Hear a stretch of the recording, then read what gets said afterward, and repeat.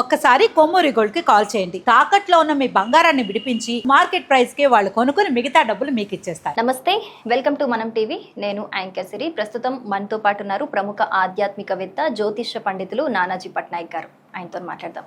గురుగారు నమస్కారం. శ్రీమాత్రే నమః. గురుగారు, ఇప్పుడు మనకి జూన్ 2 గురుగ్రహ మార్పు ఉంది. అవును. సో ఒక్కసారి గురు మార్పులు ఇలాంటివి జరిగితే గోచారంలో చాలా ప్రభావం ఉంటుంది, అలాగే రాశుల పైన కూడా ప్రభావం ఉంటుంది అని చెప్తారు కదా. మరి రెండిటి గురించి అంటే ఏ విధంగా ఇది ప్రభావితం కాబోతోంది, ఎవరెవరి మీద అనేది డీటెయిల్గా ఎక్స్ప్లెయిన్ చేస్తారు. ఉండండి. మనం లాస్ట్ ఇయర్ కూడా మనకి 3 రాశులు మారాడు గురువు. నేను అతిచారము అంటారు. అంటే ఎవ్రీ ఇయర్ మనకి యాక్చువల్గా ఒక రాశి మారుతాడు, 3 రాశుల్లోకి ఎంటర్ అవ్వడు. అంటే ఇప్పుడు ఉదాహరణకి ఇప్పుడు మిథునంలో ఉన్నాడు, కర్కాటకంలోకి రావాలంతే ఒక సంవత్సరంలో. కానీ ఇంకో రాశిలోకి వెళ్ళకూడదు. వెళ్తే దానివల్ల చాలా ప్రమాదాలు ఉంటాయి. ఒకటి, గోల్డ్ కారకుడు గురువు. గోల్డ్ మీద చాలా ఎఫెక్ట్ పడుతుంది, విపరీతమైన గోల్డ్ రేట్లు పెరగడం. రెండవది, ఫేక్ గోల్డ్ బయటికి రావడం. కొన్ని హిందూ సంబంధించిన వాటి మీద ఇబ్బంది రావడం. ఎందుకు మూడు రాశులు మారితే ఎందుకు అలాగా అంటే అది గురువు యొక్క రాశుల్లో శని ఉంటూ శని రాశిలో రాహు ఉన్నాడు. అంటే శని రాహు ఎనర్జీతో గురువు మారుతున్నాడు. దీనివల్ల వైరస్లు రావడం, ఖచ్చితంగా వైరస్ అనేటువంటిది వస్తుంది. అది నీటి మూలంగా వచ్చే వైరస్. జన నష్టము, జీవ నష్టం ఎక్కువగా జరగడం అనేది ఉంటుంది. దీన్ని మేధినీ జ్యోతిష్యము అని ఉంటుంది. అంటే దేశకాల పరిస్థితులను బట్టి దేశంలో కాలంలో ఎలాంటి ఫలితాలు జరుగుతాయని చెప్పేది. కాబట్టి ఈ కాంబినేషన్ ఈ రిజల్ట్ ఇవ్వనుంది, గుర్తుపెట్టుకోండి. లాస్ట్ ఇయర్ మనం అతిచారంలో గురువు వచ్చేటప్పుడు కూడా చెప్పుకున్నాం. 90,000 ఉండేది, అప్పుడు 80,000 90,000 ఉండేది. వెండి పిచ్చిగా పెరుగుతుంది, బంగారం ఎందుకు పెరుగుతుంది అర్థం కాదనుకున్నాం. అదే రకంగా పెరిగింది, మళ్ళీ కొంత తగ్గింది కూడా. ఇప్పుడు కూడా అందరూ వెయిట్ చేస్తున్నారు ఏమైనా పెరుగుతుంది అని. ఖచ్చితంగా మళ్ళీ ఇక్కడ పెరుగుతుంది, బంగారం ఇంకా పెరుగుతుంది, విపరీతంగా మళ్ళీ పెరుగుతుంది. ఈ మే జూన్ మాసాల్లో చూడండి. ఇప్పుడు 140 ఉందనుకోండి, 150 సడన్గా 150 160 అయిపోద్ది. 10,000 20,000 పెరగవచ్చు సడన్గా. 10,000 పెరుగుతుంది. అయితే ఇక్కడ ఏంటంటే ఈ మే 11వ తేదీ నుంచి కుజుడు మారి గురువుకి సపోర్ట్ చేస్తున్నాడు అక్కడ. అండ్ రవి యొక్క స్థితి కూడా సింహరాశి మన వృషభ రాశిలోకి వెళ్తుంది.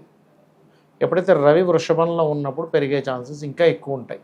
అంటే దాదాపుగా 13 14 తేదీల నుంచి దీని ప్రభావం స్టార్ట్ అవుతుంది. మే 13 12 13 నుంచి దీని ప్రభావం స్టార్ట్ అవుతుంది. ఎందుకంటే 11 కుజుడు వచ్చేసాడు, ఆయన సపోర్ట్ చేస్తున్నాడు, అందుకని పెరుగుతుంది. ఇది పక్కా. అయితే ఇక్కడ ఇది పెరిగే క్రమంలో చాలామంది ఏం చేస్తారు, అప్పులు చేసిన మళ్ళీ కొంటూ ఉంటారు. సరే, బాగా పెరిగింది, తర్వాత అమ్ముకున్న డబ్బులు వచ్చాయి, నీ జాతకంలో గురురవులు బాగున్నారు, ఫైన్. కానీ ఇదే గురురవులు బాడయ్యి మీరు కనుక ఎక్కువలో ఉన్నప్పుడు కొంటే తగ్గితే ప్రాబ్లం అవుతుంది. కాబట్టి రాబోయే 1 ఇయర్ కూడా ఈ ఫ్లక్చువేషన్ ఉంటుంది. ఈ బంగారం విషయంలో బాగా పెరగడం, మళ్ళీ కొంత తగ్గడం, మళ్ళీ పెరగడం, బాగా కొంత తగ్గడం. ఈ గేమ్ తెలిసిన వాళ్ళకి బాగుంటుంది. కానీ ఇదే 12 రాసుల మీద ఎలా ఎఫెక్ట్ చూపిస్తుంది అనేది చూసుకుంటే, మేషం వారు ఉన్నారు, గురువు 4th హౌస్ 4లోకి వెళ్తున్నాడు. నవంబర్ వరకు, అంటే జూన్ 2వ తేదీ నుంచి మిథునంలో ఉండే గురువు కర్కాటకంలోకి వెళ్ళడము, కర్కాటకం నుంచి సింహరాశిలోకి ఈ కేతువుతో కలిసి ఒక 25 రోజులు కలిసి ఉంటాడు. దాని తర్వాత ఒక 45 డేస్ ఉంటాడు గురువు అక్కడ సింహంలో ఉండి, మళ్ళీ వక్రించి అగైన్ మళ్ళీ కర్కాటకంలోకి వస్తాడు. అంటే ఆల్మోస్ట్ మనకి నెక్స్ట్ ఇయర్ మే వరకు కర్కాటకంలో ఉంటాడు. ఈ జూన్ 2 నుంచి నవంబర్ వరకు కర్కాటకంలోని మళ్ళీ సింహంలోకి వెళ్ళి మళ్ళీ కర్కాటకంలోకి వస్తున్నాడు. మనకి సంవత్సర ప్రారంభంలో మిథునంలో ఉన్నాడు. దీనివల్ల 12 రాసుల వరకు ఫలితం ఉంటుంది. మేషం తీసుకుందాం. మేషం తీసుకుంటే వీళ్ళకి ఏంటంటే ప్రాపర్టీ యోగం ఇస్తాడు, కానీ తెలియకుండా ఫ్రాడ్. అంటే మనం ఒక్కోసారి చూడండి, ఏదో కబ్జాలో ఉన్న భూమి తీసుకోవడం, లేకపోతే ఒక సబ్జెక్ట్ ఏదైనా ఒక దాంట్లో జాయిన్ అయ్యేటప్పుడు ఆన్లైన్లో ఏదో క్లాస్ నేర్పిస్తుంటే డబ్బులు కడితే వాడు కనబడకుండా పోవడం, ఇలాంటివి అవుతాయి. వాహనం, వస్తువు, గృహము. మీరు ఈ గురువు వల్ల దొంగ బంగారం కూడా పెరుగుతుంది. అయ్యో ఏంటిది మనకు ఉన్నది ఇదా అవుతూ ఉంటుంది. అందుకని వీళ్ళు పర్టికులర్గా ఏదైనా వస్తువు కొనేటప్పుడు జాగ్రత్తగా ఉండాలి. వీళ్ళు ఎక్కువ గణపతి ఆరాధన చేయాలి మేషం వారు. ఇక వృషభం వారికి చూసుకుంటే కొన్ని గతంలో ఏర్పడిన కొన్ని మిస్అండర్స్టాండింగ్స్ సెట్ అవుతాయి.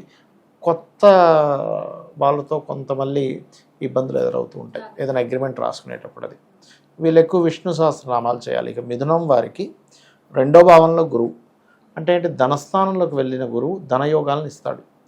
అదేవిధంగా కొన్ని రీసెర్చెస్ సక్సెస్ అవ్వడము, ఉద్యోగంలో ఎందుకంటే 10వ స్థానంలో శని ఉన్నాడు, గురువు యొక్క దృష్టి ఉంది కాబట్టి ఉద్యోగ అవకాశాలు పెరగడం లాంటివి జరుగుతుంది, అప్పులు లభిస్తాయి, ఫైనాన్షియల్ గ్రోత్ పెరుగుతుంది. అయితే దశమంలో శని ఉన్నందుకు ఎవరైనా కూడా ఓం మాణిక్య మకుటాకార జానుద్వయ విరాజితాయే నమః అనే మంత్రం చేసుకోవాలి. అలాగే కర్కాటకం వారికి గనక చూసుకున్నట్లయితే పర్టికులర్గా రాశిలోనే గురువు సంతాన యోగము, వివాహ యోగము, హైయర్ ఎడ్యుకేషన్ రిలేటెడ్ యోగాలు ఇస్తాడు. బ్యాంక్కి సంబంధించిన సపోర్ట్స్ అనేవి లభిస్తాయి. వీరు ఎక్కువగా సుబ్రహ్మణ్యేశ్వర స్వామి ఆరాధన చేసుకోవాలి. ఇక సింహం వారికి కనుక చూసుకుంటే ఇప్పుడు వీరికి అష్టమశని నడుస్తుంది, లగ్నంలో కేతు ఉన్నాడు, తెలియని ఒక వైరాగ్యం ఉంది. వైరాగ్యం కంటిన్యూ అవుతున్నప్పటికీ కొన్ని కొత్త ఇన్వెస్ట్మెంట్స్ చేయడం, చూసి ఇన్వెస్ట్మెంట్స్ చేయాలి ఇక్కడ చెప్పాలంటే. అలాగే అష్టమశని నడుస్తుంది వీరికి. అష్టమశని నడుస్తున్నందుకు కొన్ని నిందలు తొలగిపోవడం ఛాన్సెస్ ఉంటుంది. గురువు దృష్టి అష్టమం మీద పడ్డందుకు కొన్ని రీసెర్చెస్ సక్సెస్ అవ్వడము, ఎప్పటి నుంచో ఏదో చేస్తూ ఉన్నాడు, రీసెర్చ్ చేస్తున్నాడు, అవ్వట్లేదు, కానీ ఇప్పుడు అవుతుంది గురువు దృష్టి పడ్డందుకు. అలాగే కన్యవారికి కనుక చూసుకుంటే లాభంలోకి వస్తున్నాడు గురువు. సో ఎప్పుడైతే లాభంలోకి వస్తున్నాడో పూర్వజన్మ కర్మస్థానం అది వీళ్ళకి. కన్యవారికి కర్కాటకం అనేది పూర్వజన్మ కర్మస్థానం. ఎప్పుడైతే గురువు ఎంటర్ అవుతున్నాడో అక్కడికి, అది గతంలో వివాహం విషయంలో ఏవైతే స్లో అయిపోయాయో, ఇష్టపడిన వారిని వివాహం చేసుకుందామని ఏదైతే వీళ్ళు అనుకోని అది ముందుకు సాగట్లేదో అది కాస్త ఫ్రూట్ఫుల్ అవుతుంది. ఎందుకంటే పంచమాధిపతి సప్తమంలో ఉన్నాడు సరే, అండ్ గురువు దృష్టి ఉంది కాబట్టి.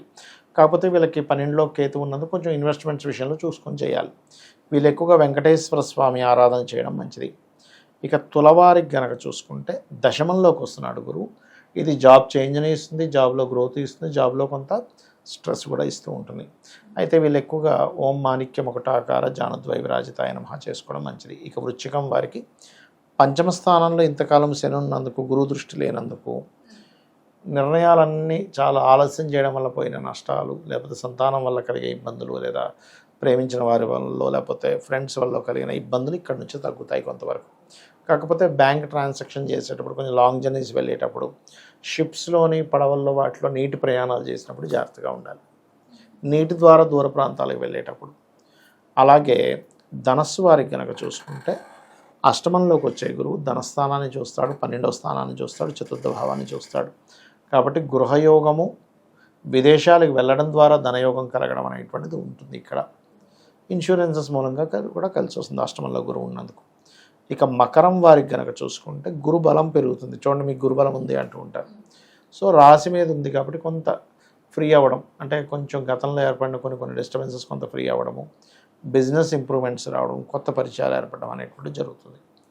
ఇక కుంభం వారికి కనుక చూసుకుంటే ధనస్థానంలో శని ఉంటూ ఏల్నాడు శని నడుస్తుంది కాబట్టి, శని మీద గురువు దృష్టి ఉంది కాబట్టి అప్పు మూలంగా డబ్బు రావడం, ధన సంబంధించిన విషయంలో కలిగిన కొన్ని ఇబ్బందులు తగ్గడం అనేటువంటిది చాలా బలంగా చూపిస్తుంది. మరియు ఇక్కడ ఏంటంటే కర్మస్థానాన్ని వీక్షిస్తున్నాడు కాబట్టి జాబ్స్ రావడం అనేటువంటిది కనబడుతుంది. ఇక మీనం వారికి కనుక చూసుకుంటే రాశిలోనే శని సంచారం జరుగుతుంది, పంచమంలో గురువు కాబట్టి ఇది కొంచెం వ్యాపార అభివృద్ధి, దూర ప్రాంతాలకు వెళ్ళి వ్యాపారం చేసేవారికి కొంతవరకు అభివృద్ధి ఉంటుంది. సంతాన యోగం ఇస్తుంది, కానీ సంతానం మూలంగా కొంత స్ట్రెస్ కూడా ఉంటుంది. వీరికి ఏలినాటి శని ఒకటి నడుస్తుంది కాబట్టి వీరు కాస్త శని ప్రభావం నుంచి బయటపడడానికి చక్కగా శనివారాలు ఒంటికి తైలం రాసుకొని స్నానం చేయడం మంచిది. ఇది ద్వాదశ రాశుల వారికి కలిగేటువంటి ఫలితాలు. వీళ్ళు ఎక్కువగా రాజరాజేశ్వరి అమ్మవారి ఆరాధన, గణపతి యొక్క ఆలయాలకు వెళ్ళడం అనేటువంటిది చేయాలి అందరూ. ఎవరికి ఇబ్బందులు ఎదురవుతే వాళ్ళు. ఎగ్జాక్ట్లీ. ఇంకొకటి ఏంటంటే శని ప్రభావం ఎక్కువగా ఉండేటువంటి వారు ఓం అనాకలిత సాదృశ్య చుబుక శ్రీ విరాజితాయ నమః చేస్తూ కాస్త శని రాహు కేతు గ్రహాల దగ్గర దీపారాధన చేసినట్లయితే అన్ని విధాలా వీరికి బాగుంటుంది. చాలా చక్కగా వివరించారు. థ్యాంక్ యూ గురుగారు. శ్రీమాత్రే నమః.